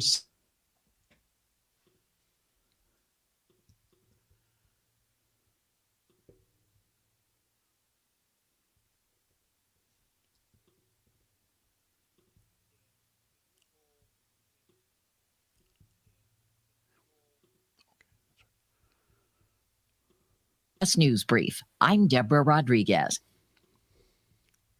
News is sponsored by Current Electric, home of the superhero. Current Electric, a pioneer in solar energy for residential and commercial in the state. Go to callcurrent.com for more information. For Civic Media News, I'm Nate Wuggyhout. Here's what Wisconsin needs to know. Making simulations of child pornography with artificial intelligence may become a crime in Wisconsin. A legislative committee heard testimony Wednesday on a bill. State Representative Calvin Callahan says AI images are created from real photos, and he says those kids are victims. Voting is good for your health, according to the American College of Physicians. Research shows states with fewer barriers to voting have better health outcomes. ACP President Omar Attic. If there is more voter participation, there will be better health care policies and therefore better health care. Wisconsin's ballot access ranked 47th in the 2022 Cost of Voting Index. I'm Nate Wuggyhout, Civic Media News. This is Chuck Smith, founder of Current Electric. I want to thank you, Southeast Wisconsin, for making us #1 electrical service company in our area. From residential and commercial to all things solar. Do you know the #1 reason people call Current Electric? It is trust. We answer the call. They trust our heroes in their home and businesses. With 8,500 five-star reviews and growing, I'm so very proud of our team of heroes. Go to callcurrent.com. That's callcurrent.com. Home of the superheroes.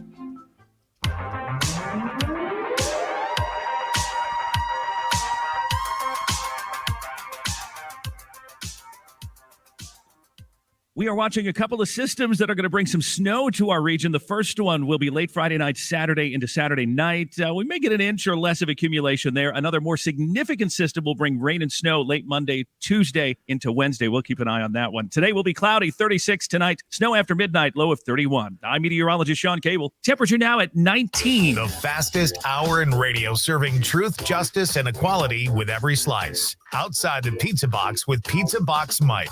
Friday nights at 7 on the Shaw, 540 AM and 101.1 FM WAUK. We've all felt left out. And for people who move to this country, that feeling lasts more than a moment. We can change that. Learn how at belongingbeginswithus.org. Brought to you by the Ad Council. This is the Shaw, WAUK. America is kept safe because the Army National Guard responds, protects, and supports our nation when it needs them most. The Army National Guard responds to disasters such as wildfires and floods. They protect us with missile defense, cybersecurity, and civilian support teams for chemical, biological, and radiological hazards. Be there for your community and your country. Visit NationalGuard.com to learn more about part-time service. Sponsored by the Wisconsin Army National Guard. Aired by the Wisconsin Broadcasters Association and this station. Don't you wish your life came with a warning app? Stop. That dog does not want to be petted. A heads up before something bad happens. You should not send that text. Uh-oh. Life doesn't always give you time to change the outcome, but prediabetes does. With early diagnosis and a few healthy changes, you can reverse prediabetes and prevent or delay type 2 diabetes. To learn your risk, take the 1-minute test today at doihaveprediabetes.org. Brought to you by the Ad Council and its prediabetes awareness partners. Your home of the Earl Ingram Show. Weekday mornings from 8 till 10.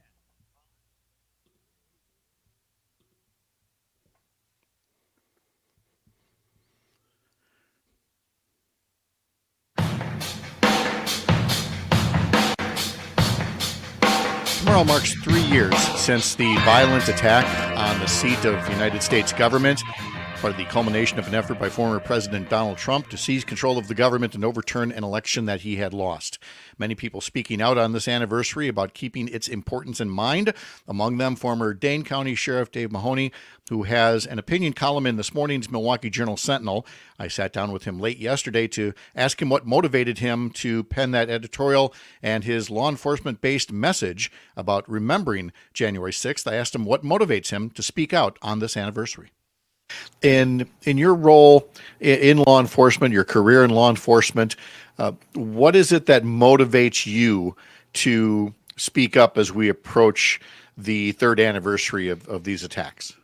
Well, Pat, I spent 41 years in law enforcement, the last 15 as the elected Dane County Sheriff in Madison, Wisconsin. And I remember 41 years ago raising my right hand to uphold the Constitution of the United States of America, to ensure the rights of all our citizens to enjoy the democracies that we are given. What we saw on January 6th of 2021 was nothing more than an assault on those democracies and an undermining of our democratic processes, an attempt to overthrow a fair election.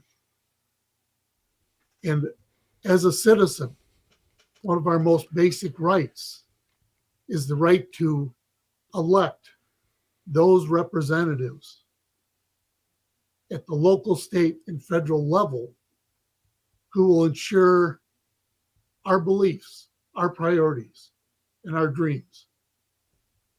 And as we approach the election of 2024, I'm concerned, greatly concerned, that there is a continued attack, an assault, if you will, on our democracies, the basic rights of our citizens. And that's what motivated me to write this piece. This is a column that I think reminds folks that not only were there attacks on law enforcement on that terrible day, but to try to overturn an American election is also an attack on the voters themselves. That this was not an attack on, a vote total that they didn't like. This went much deeper than that. So let's start with the law enforcement standpoint, however, and the importance. Look, you can be in law enforcement and be a supporter of Republican candidates and causes, or you can be in law enforcement and be a supporter of Democratic candidates and causes.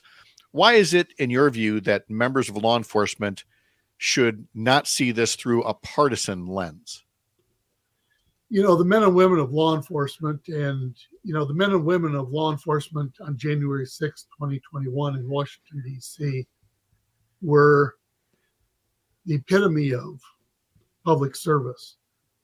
Some put their lives down. Some lost their lives in the protection of our Constitution and the rights of our citizens, all of our citizens in all 50 states. And it's imperative that law enforcement not take a partisan view, because we serve the people. The authority given to us, the priorities given to our leaders that were given to me as a sheriff, were given to me by all citizens, not one partisan political party. I prided myself on the support that I garnered in our community of those who belong to both major political parties and those who identified themselves as independent or non-political party, because they knew that my role, my priorities, and my commitment was to ensure the rule of law. We are talking to former Dane County Sheriff Dave Mahoney on Up North News Radio, and his column, January 6th, A Moment to Reflect, A Time for Resolve and Reform. When we look not just at what was behind the January 6th insurrection, but looking ahead, you note in here that there are some essential tools that can preserve the integrity of our elections and ensure that every citizen has equal access to the ballot box. Why is it that you feel it's important to speak out about the Freedom to Vote Act and the John Lewis Voting Rights Advancement Act? What is the importance of that in terms of restoring some people's faith in our democratic system? Well, I think what we saw on January 6, 2021, in its basic form, has scared some of our citizens away from the political process.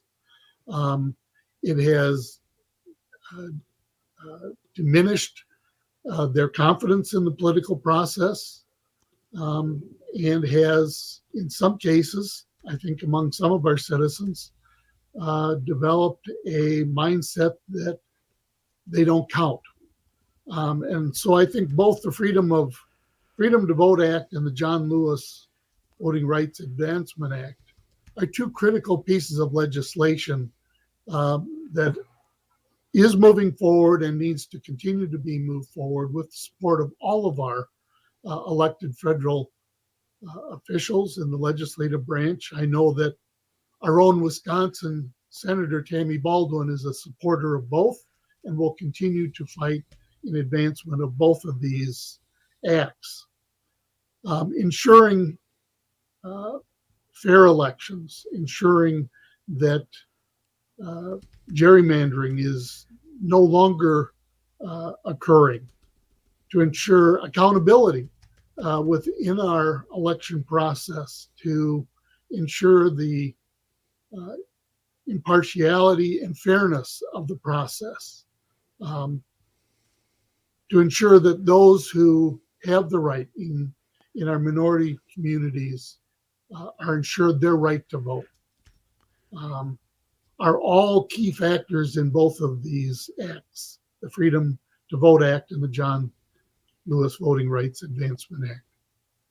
Did January 6th increase the potential for those kinds of threats and violence in Wisconsin?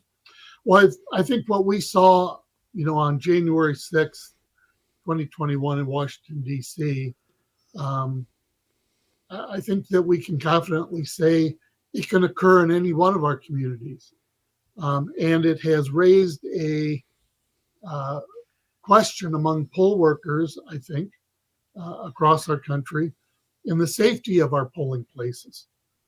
If our own U.S. Capitol can be attacked, could not our voting places of voting also be attacked and be under threats? And I think that has the potential to diminish very committed poll workers from taking on those responsibilities, while at the same time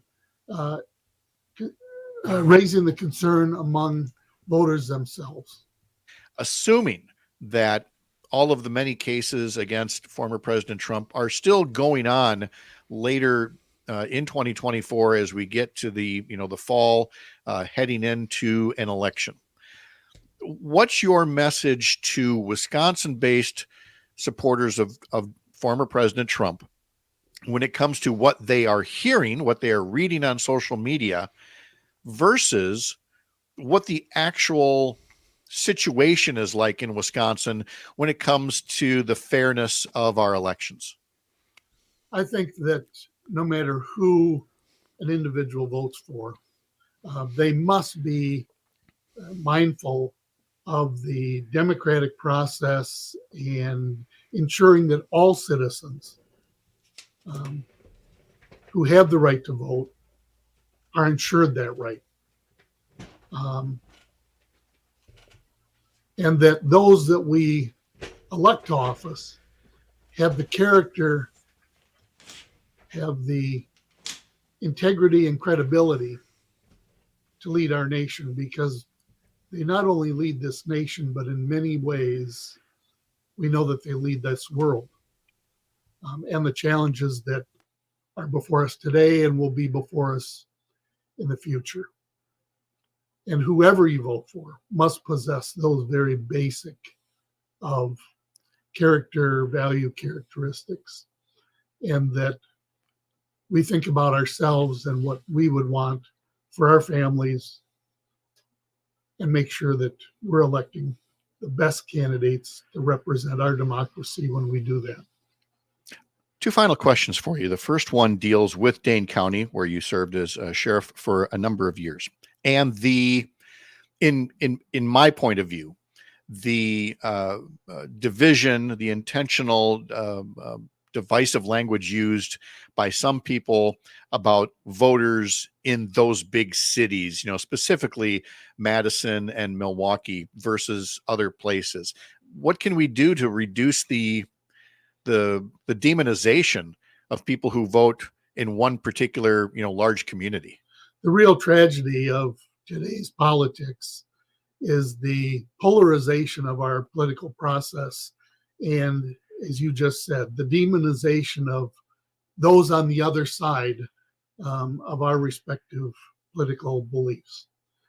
In fact, our elected officials need to keep in mind that they represent all citizens, Democrat, Republican, Independent, Green, and no political affiliation whatsoever, who just want a fair democratic process by which to place their vote for the candidate of their choosing. Whether you live in urban Dane County or Milwaukee or rural Bayfield County, your right to vote is the same.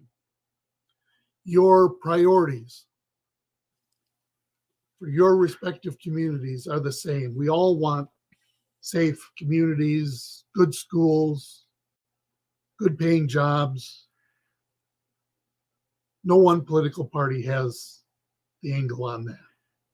And we need to ensure that, the rights of all individuals to vote for their respective candidate is upheld. And then finally, for all of this talk about the potential threats to democracy, the potential disruption of elections, no doubt one of the effects of all of that, whether intended or not, is some people will say, well, then why bother? Why bother voting? Why get involved? Can we end on the note of your message to all potential qualified voters about the importance of voting, despite all of the rhetoric, the criminal trials, everything else that's out there? Talk to me about your take on the value of participatory democracy. Generations of men and women have fought to ensure the rights of all individuals to have a right to vote, whether members of our military or on the streets of America, have fought to ensure the right to vote, a very basic freedom that we enjoy in the United States. In some ways, I think we take for granted. But our vote is our most valued possession. And to be able to exercise that vote cannot be taken for granted and must be exercised to honor those who did give up their lives, and to ensure the freedoms that we enjoy in this great nation. I would hope that all eligible voters get out and vote, whoever their candidate is, and let the vote speak for itself. To do the research, to find the facts, and then make your conscious decision. Former Dane County Sheriff David Mahoney, as we approach the anniversary of the January 6th attack on the U.S. Capitol. Sheriff, thank you so much. We appreciate your words. We appreciate your insight, and thank you for being part of our program today. Thank you, Pat. Have a great day. And a reminder that on our website, UpNorthNewsWI.com, you'll find an article I just published there with a reminder that the insurrection is about more than just the violent attack. It's the actions of people like Congressman Tom Tiffany and Scott Fitzgerald, Ron Johnson, and Bob Spindell, a fake elector who still sits on the Wisconsin Elections Commission. We'll talk to Dan Schumacher and wrap up our Friday visit after this. You're Up North.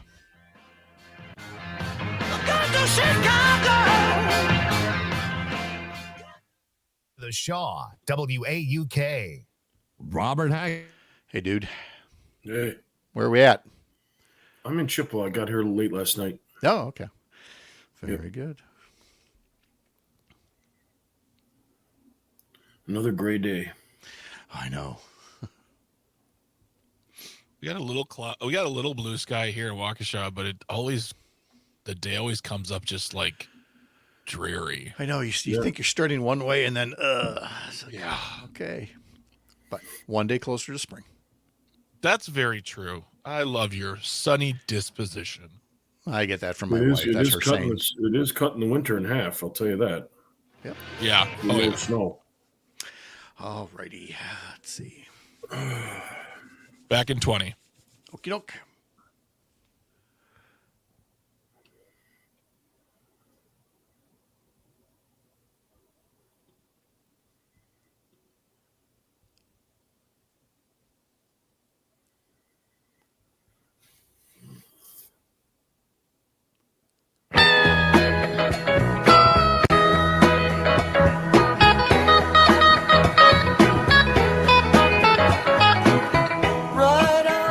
All right, how do we want to play this? Dan, you want to name that tune? Or sure. We want Greg just to tell us what he put up there. All right, Dan, name that tune.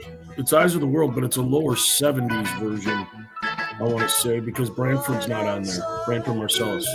So that's my favorite. The late 80s, Branford used to sit in on this song specifically with his harmony and saxophone and stuff. Ain't no nerd like a deadhead nerd. And by the way, he has all the facts. When he played keyboard, he had to put some napkins underneath one of the legs to keep it sturdy. I mean, Dan knows everything, every detail. It's crazy that way. Mr. Schumacher, how are you? Did you have a good holiday? Well, I'm waiting for someday to see the sun. Someday. Yep. But till then, that's why a lot of us pay attention to the winter sports. Your hockey, your basketball, the things that bring us indoors. We're going to talk about that outdoor sport involving the Packers and the Bears in just a minute. But before I lose track of things here, talking about the indoor winter sports, the Bucks beat the Spurs last night, 125-121. What's that? Yeah, they did. They won. They were losing a couple in a row there. I know, but look, I don't follow the NBA closely. I followed it enough to know that this Victor Wembanyama on the Spurs, this rookie sensation who turned 20 yesterday, like he's the one to watch. And everybody was waiting for this first game between him and Giannis, and apparently it lived up to the hype. And that's kind of your future of the NBA right there. Sure. So it's nice to have exciting young players. So the Bucks wrap up a 3-game road trip tomorrow in Houston. You can catch that game on Oshkosh Air Support, also on News from the Center and Richland Center, Lake Air and Amory, WRJN and Racine, and 98Q Country and Park Falls. So did you do over the holidays, Dan? Take any trips? Do anything of a particular interest? Were you I did not. low? I spent time with mostly family, as most of us did. And I had all my 3 children that were, it's hard to get them all in the room at the same time. Yes. So they were all there, and my daughter hosted Christmas, and she cooked, and it was a wonderful holiday, nice and easy, a lot of rest. And, college athletics at Division III around the state, they shut down on the 15th of December, and then they're allowed to start playing again on the 28th. So it's a nice break on both sides, both the athletic side, academic side, and then, of course, because of the holiday, it's good time to catch up with people and get some rest. That's what made the holiday especially nice for us is we have a son-in-law who works for the Western Michigan University hockey team, and they did take a break. In past years, they'd been in holiday tournaments. Right. And, whether you're in a holiday tournament or your band is playing in a New Year's Day parade or whatever, it's a nice thing. But what's also really nice is to not have to work over the holidays. Right. So the Wisconsin State League sure did make noise over the break here. Especially down at school down along the river called La Crosse. So that's been an interesting follow by everybody in my industry right now. Really? Is there something happening in La Crosse? Nothing. Yeah. It's getting spicy, Pat. Yeah. So it's been quite the fall for the Wisconsin State League, losing an athletic director that passed away, and this kind of news, and it takes away from what the student athletes are really doing and the coaches are doing. So It's just a distraction. Something that's unexplainable. All right, let's get to Sunday. Packers, Bears, Sunday, 3:25, Lambeau Field. Packers, nobody picked the Packers to beat the Bears in the season opener. And instead, the Packers won quite handily, actually. Now, Jordan Love has had his ups and downs. Justin Fields has had his ups and downs. So where do you think the ups and downs will lie this Sunday between those two quarterbacks?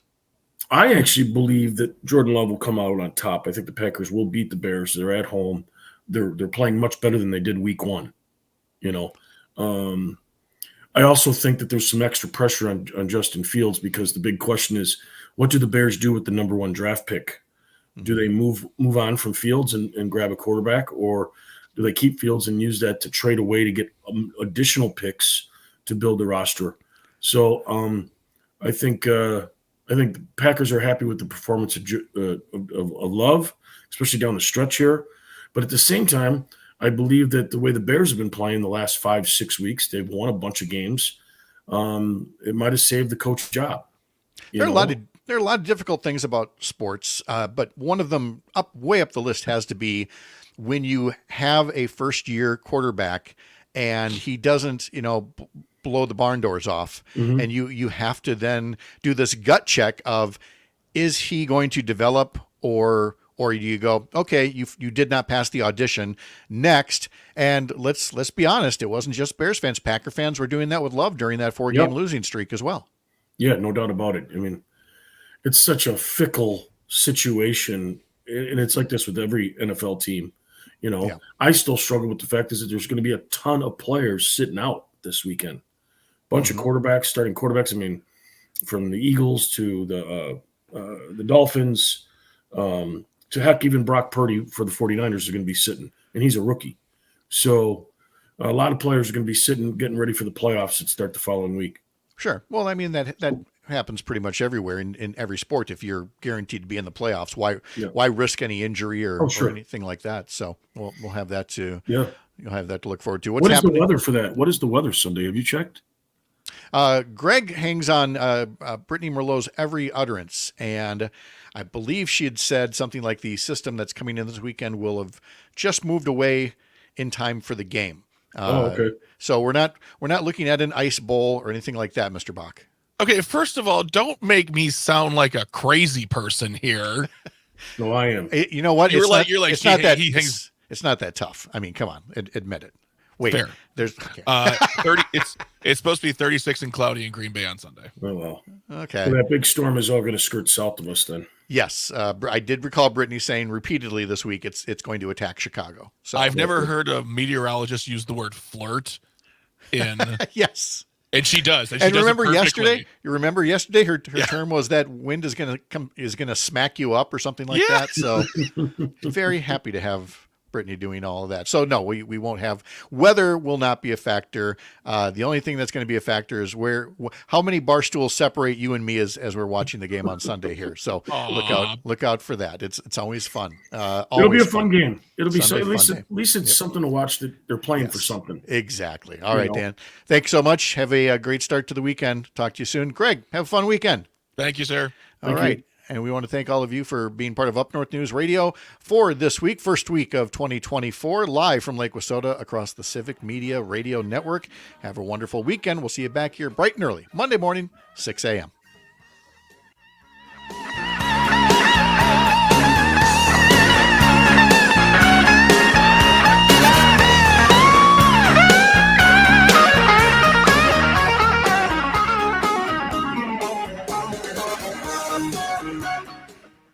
There we go. All right. Thank you.